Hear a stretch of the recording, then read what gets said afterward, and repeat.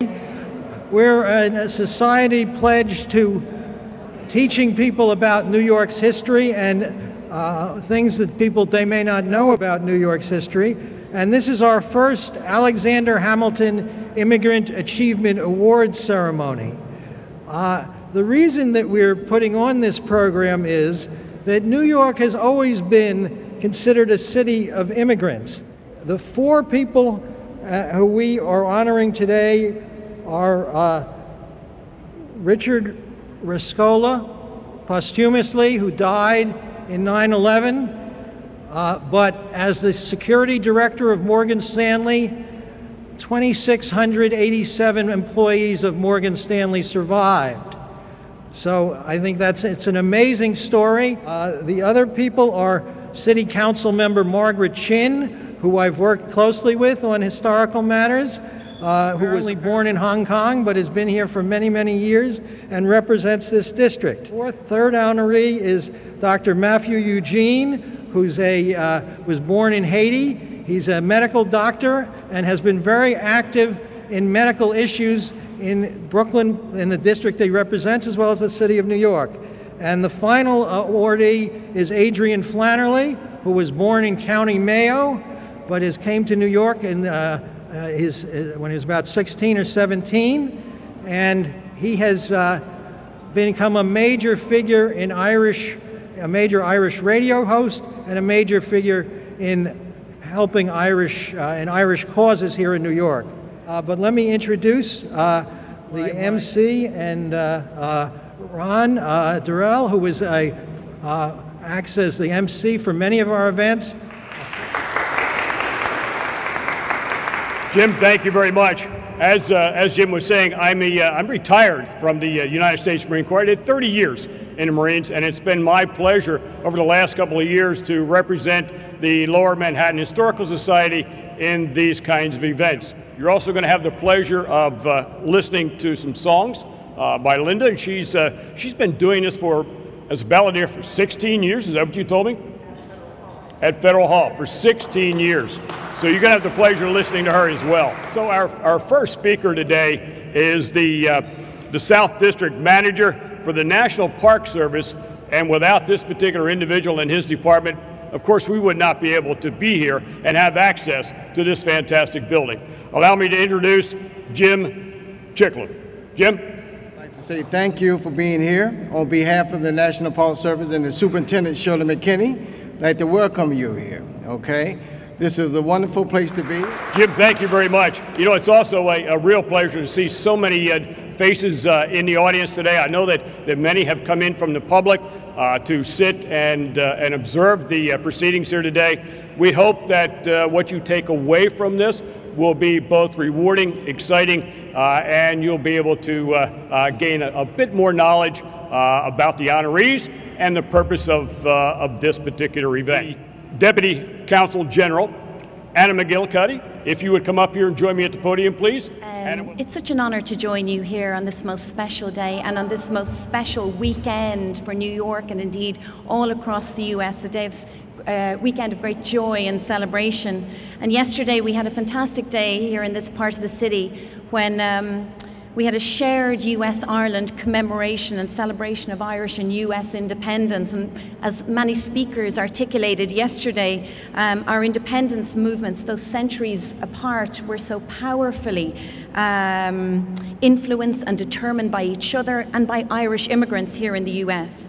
I represent the Government of Ireland here in New York, and it's wonderful to be a diplomat in this most global city, a city of immigrants, a city of diversity and welcome. And of course, I would say the greatest Irish city on the planet outside Ireland. So I want to thank the Lower Manhattan Historical Society for bringing us together today and for choosing to honour 4 extraordinary individuals who have opened up our eyes to those possibilities. If you'll forgive me for a moment to put on my Irish hat, of course, and talk about the Irish, you'll all know that this city has been a centre of refuge, of possibility and of opportunity for the Irish over centuries. And we at the Consulate work very closely with City Council members, and I want to take this opportunity to thank Council members Chin and Eugene personally today for your part in ensuring that New York remains a welcoming place for immigrants, remains a welcoming place for those who work and live here and contribute full lives, including those who are undocumented, including many thousands of Irish among so many other nationalities. And our fervent desire to see comprehensive immigration reform which would see a solution for undocumented Irish here and legal pathways opened up.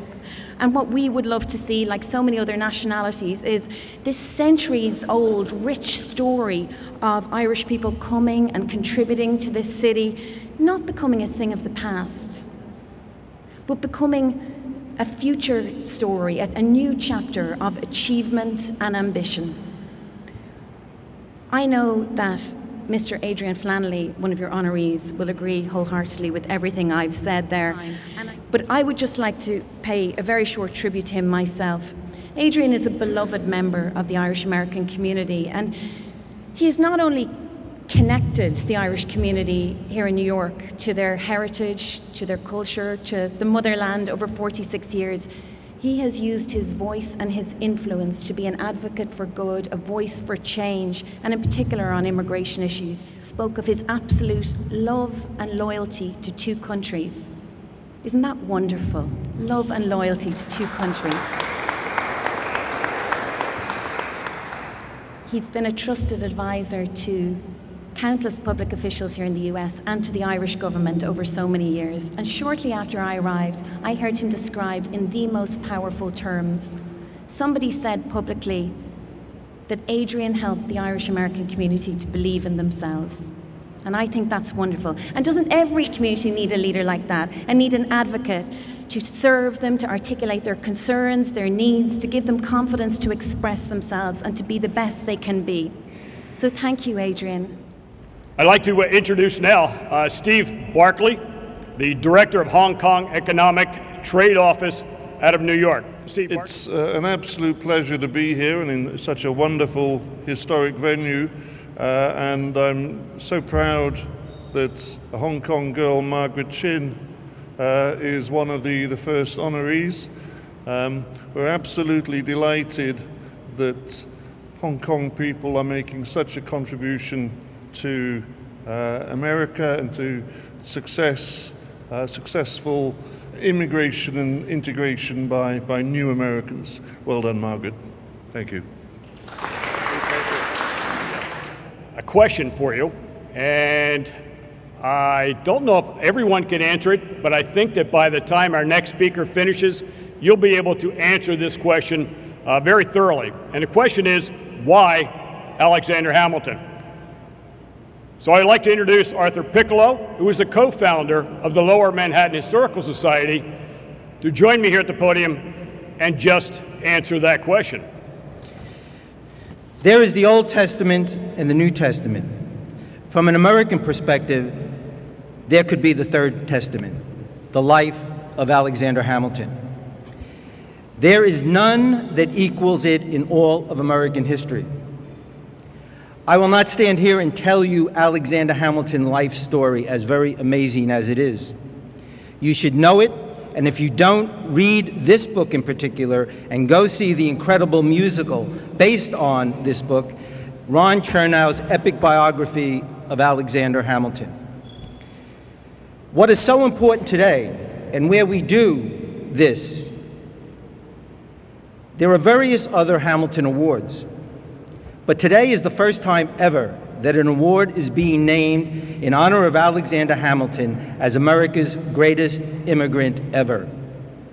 Born on the tiny Caribbean island of Nevis on January 11, 1757. There is no competition for the title of America's greatest immigrant, and ours is the first award ever specifically dedicated to Alexander Hamilton as an immigrant. The Alexander Hamilton Immigrant Achievement Award.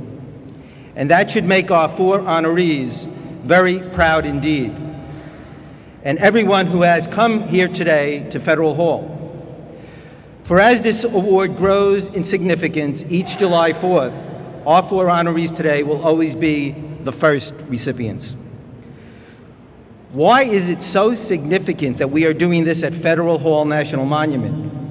Why is it better that we do this here than any place else on earth? Establish the Alexander Hamilton Immigrant Achievement Award. It is because what happened here on this very sacred ground on September 11th, 1789, and became the defining moment in all of American history, along with July 4th, 1776, Independence Day, November 25th, 1783, when America's revolution came to its glorious and successful conclusion and a new nation was born. April 30th, 1789, also right here on this site where George Washington became our first president. But the reality is, were it not for September 11th, 1789, July 4th, November 25th, and April 30th would be forgotten footnotes in world history.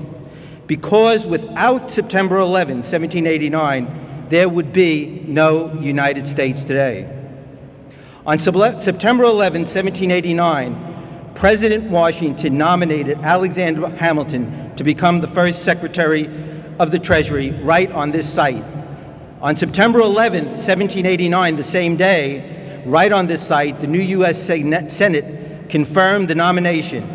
And right here on September 11, 1789, Alexander Hamilton stood here and became the first Secretary of the Treasury and the savior of this brand new nation, the first ever democratically elected that would have failed just as it did under the Articles of Confederation, and there would have been no third attempt. Were it not for Alexander Hamilton's brilliant and revolutionary plan to fund the American government, by selling nothing at all but the promise of America and its future that Hamilton brilliantly packaged as bonds that he sold to investors worldwide, something that had never been done before anywhere, let alone to fund a nation that was brand new and with the most radical form of government the world had ever seen. And it worked well, beyond anyone's wildest imagination. And those bonds kept selling and selling for over 200 years now. And Alexander Hamilton, as Treasury Secretary, worked innovatively in so many ways to invent modern capitalism. We all live in Alexander Hamilton's America, even if it has not reached the level of inclusion he envisioned. And it is all because of a poor, orphaned immigrant who came to New York City as a teenager from the Caribbean. Thank you.